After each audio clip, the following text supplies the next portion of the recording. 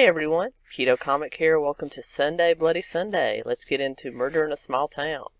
Susan Grund. And as you can see, we're back in the RV. We're just outside Dallas, Texas. We will be in the RV until November, traveling out west for my string of comedy shows I have out there. Last night's show in Dallas went really well. It's a great town. If any of you guys are in Dallas, got a primo city here. But let's get into this murder, shall we? Suzanne Grund was born Sue Ann Sanders, 1958, in the very small farming community of Peru, Indiana. She was one of 7 children raised by factory worker William, who with all accounts was an abusive alcoholic, and homemaker Nellie Sanders. Her father William worked in a steel mill, which Indiana, especially that part of Indiana, was historically part of the Rust Belt, and a lot of different kinds of manufacturing took place there. So blue-collar way of life was not unusual in those small towns outside Chicago and Indianapolis. And that's the type of lifestyle that Susan grew up with. Not quite rich, but not quite poor either. They had a decent way of life, but the problem was that her father tended to drink away his troubles, abuse both her siblings, and her mother. And her mother kind of stood by and let this go on, as lots of housewives did in the 50s and 60s, because divorce just wasn't done.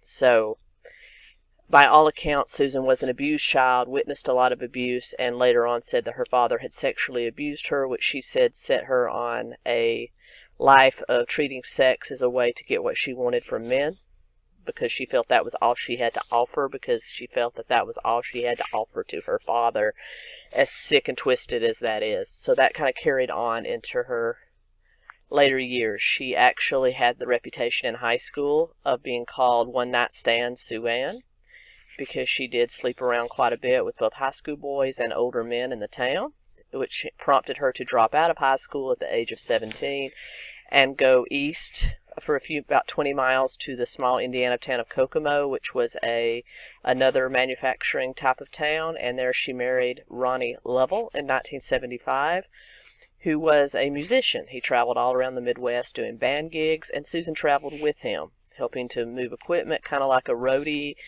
and by all accounts, a groupie, because she had a sexual itch that had to be scratched, and therefore she had affairs and one-night stands all over the Midwest whenever they would travel for Ronnie's band gigs.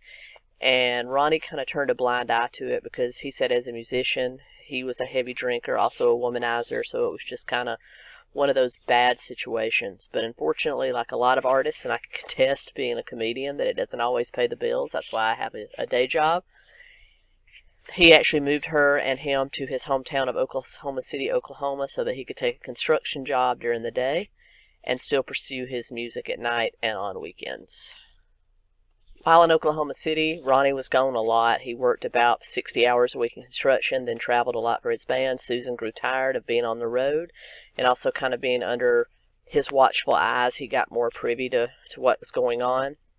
So they settled into an apartment building where Susan actually took a job as an assistant manager for the apartment building, giving them a discount off their rent, as well as allowing her to kind of socialize, because she literally met everyone that came into the building, because it was one of her jobs to collect rent and kind of take applications for new tenants. Well, she met a truck driver by the name of Gary Campbell. He was 24, she was about 22 at the time, and they started an affair that went on right under Ronnie's nose, because Ronnie was gone so much. She would simply go over to Campbell's apartment, bim bang boom, there you go. Well, during the course of this affair, she did get pregnant by Mr. Campbell, and subsequently left her husband, divorced her husband in 1979, and married Gary Campbell, and gave birth to their son Jacob later that same year. But as I said, Mr. Campbell was an over-the-road truck driver, and was gone just like Ronnie for weeks at a time. And Susan began to not only have affairs around Oklahoma City, she would also leave and take Jacob and go visit her mom and sister, Darlene, in Peru. And while there, she would leave her son with her family, take off her wedding ring, and go hit the bars with her old high school girlfriends, and ended up sleeping around with a lot of men in Peru as well. She did move back to Oklahoma City She did stay with Gary quite a while, but while in Oklahoma City, she decided she was kind of bored with the managing of the apartment building and kind of moved into the manufacturing part and got a job at Perry Filters. They made filters for HVAC units, various types of machinery, which is one of the largest manufacturing plants there. And while there, she started having more and more affairs. And it was around this time Gary Campbell noted that her interest in kink or sadomasochistic type of sex came to fruition. That many times she would attack him. She even stabbed him in the chest. It wasn't like a deadly wound, but it was enough to get his attention. And she would also stab him in the leg on one occasion. And after both times, she immediately wanted to turn sexual because the violence kind of gave her a sadistic high. So Gary, not knowing quite what to do, indulged her in those fantasies.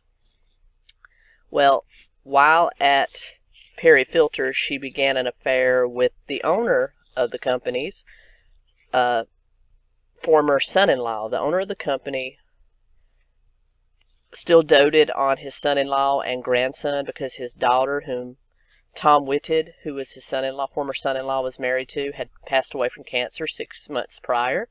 So he had made it his mission to make sure that his former son-in-law and his grandson had everything that they needed. And as a result, Mr. Whitted was quite well off because he got a lot of the proceeds from the manufacturing plant plus family money.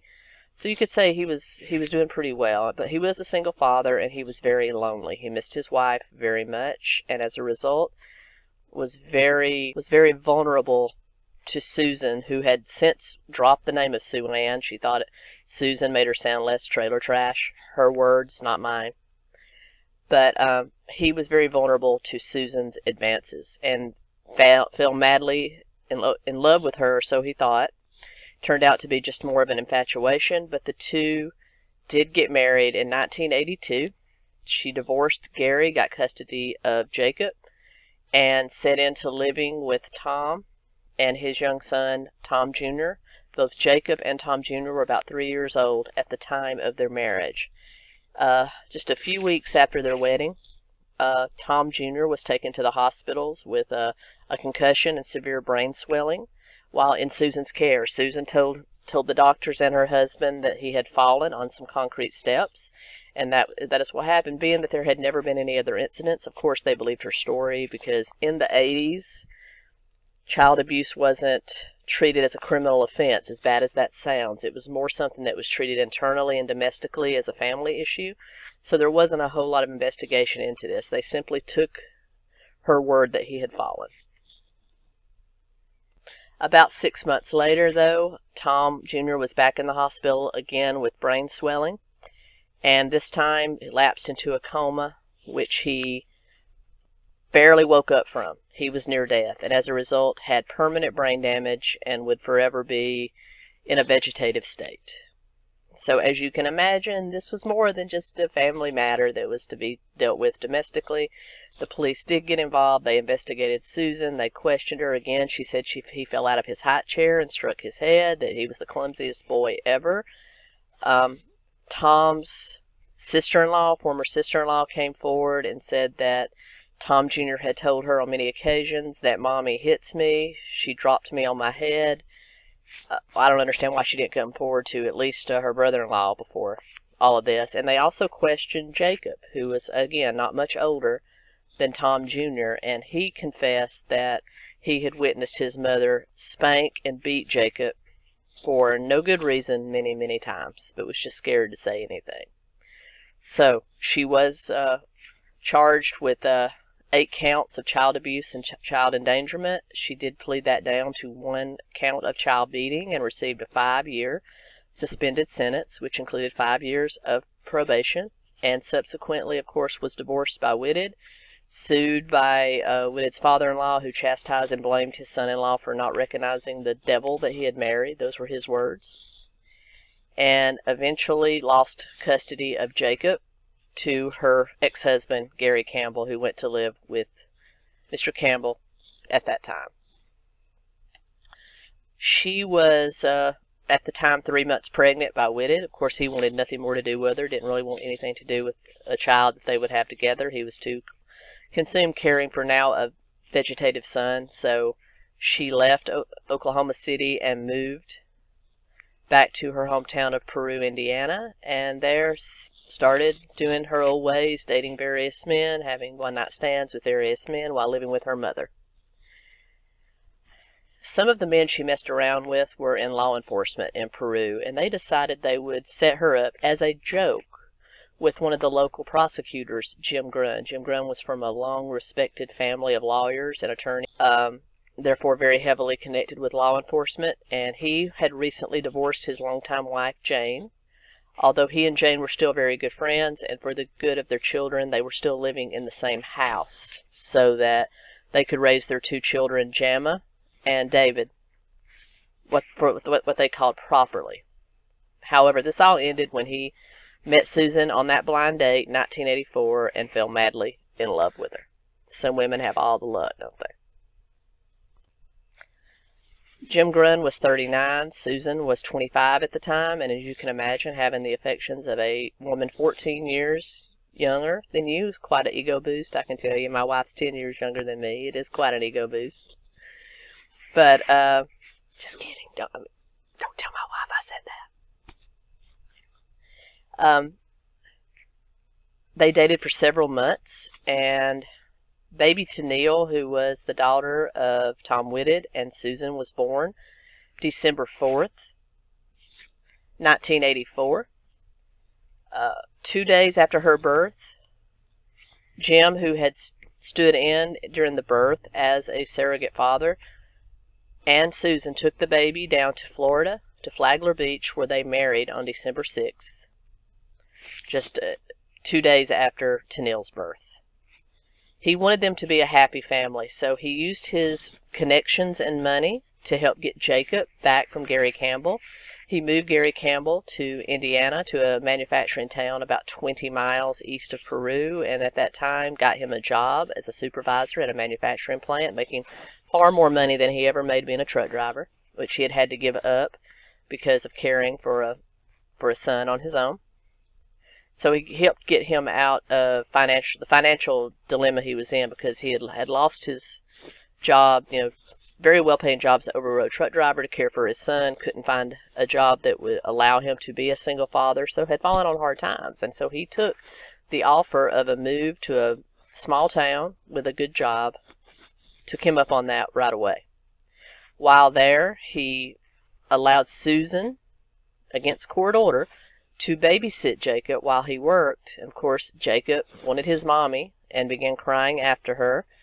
About this time, Gary met a woman at the manufacturing plant where he was working, wanted to get married, and they agreed they didn't want the burden of a child. I feel so sorry for these kids.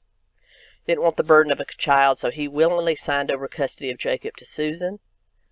In the meantime, Jim had also been working on the Whitted family. They signed over custody, Tom Whitted signed over custody of Tennille, whom he had never laid eyes on, to Susan, and Jim formally adopted both children by the end of 1985. From 1985 to 1992, Jim and Susan were the toast of the town. They were always in the highlight. They were the center of Peru's social scene amongst the doctors and lawyers and entrepreneurs that made up the higher echelons of the Midwest living in that small town. However, Susan was still a flirt. She carried on a lot of affairs with a lot of doctors and lawyers, and these same people they ran in circles with, she was still sleeping around. Jim started to key in on that and found out about it. He really wanted to settle down, but evidently she did not, and he started noticing her behavior. She would also flirt with the friends that they hung around with, their husbands. None of them liked her. She was just kind of considered a pariah in town. She also had a very bad relationship with Jamma and David Grund, who were Jim's children by his former wife, Jane.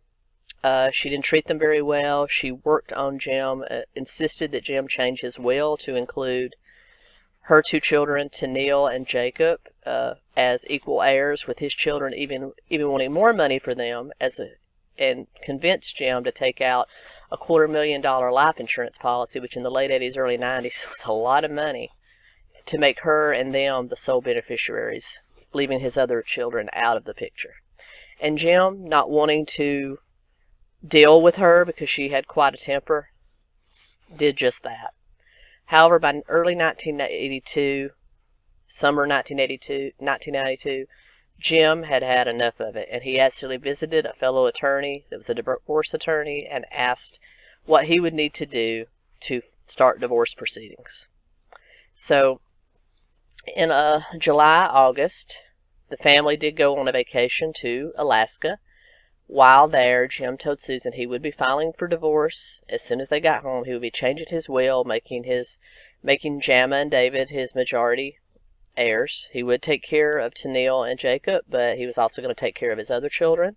He would also be changing the life insurance policy to make them all equal beneficiaries on that, and that's the way it was going to be. Well, that didn't sit well with Susan, and after a huge fight, and she calmed down, she decided that she would get her way. And so they returned home August 1st, 1990, but by August 3rd when it really came to a head. Unfortunately, Jim never changed the will or the life insurance. Susan made sure that he never had the opportunity, which I think was bad on his part. But August 3rd, 1994, after taking Jacob to a camping trip and then going to pick up her niece to spend the night with her daughter Tennille, she came home at around 10 p.m. and put the two girls, 7-year-old girls, down in front of the television, went up to their bedroom, and there she said she saw Jim slumped across the couch as if he were asleep. She went over to check on him and said she noticed some blood dripping from the corner of his mouth, and then noticed he had been shot through the eye, the left eye. She immediately called 911 and told them she found her husband shot. They immediately came in. Now, being that he was such a high-powered attorney in town and they were well-known, the crime scene was filled with people that shouldn't be there. We're talking not only the police, the coroner, you had a judge that was a good friend of Jim Grund that stopped by. You had all kinds of friends, family, a lot of people that should never have been in a crime scene milling about. But anyway, they took Jim away. He was pronounced dead, of course, through a gunshot wound to the eye, and they immediately began questioning Susan and the rest of the family.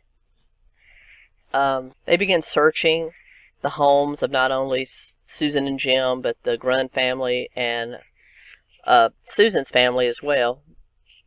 And immediately after she heard they had searched her mother Natalie's house, but it turns out that the bullet they retrieved from Jim's eye was a 9mm bullet.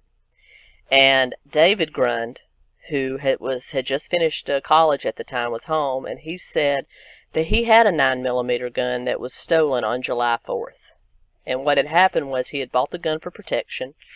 He told his father that he was going to have the license for the gun mailed to their house instead of his apartment, and could he drop that by. Well, Susan actually brought that license by David Grund's apartment on July 4th, about 1994, about a month before the shooting, and asked to see the gun. David said he thought it was strange, but he showed her the gun. It was hidden in his nightstand, and she said, "Oh, great," and then kind of left. Well, he and his girlfriend went to the fireworks that night, came home about midnight, and said that the screen had been slashed, the door kicked in.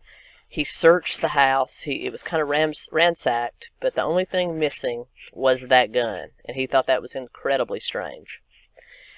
So he did report this to the police. He also made sure that they knew that it was stolen before he ever had a chance to really use it. He said he did fire at one time out at an old light post that was no longer active behind his apartment building. And they asked him, did he actually strike the light post? He said yes. So the police went out, searched the light post, extracted the bullet, compared it with the bullet that had been taken out of Jim Grund's eye. They were an identical match. So it was that he was killed with his son's gun. Barring the conversation about the gun, Natalie, who was Susan's mother, began questioning her about what she meant. Was there a gun? She said, and she kind of shook it off. She said, "Oh no, nothing."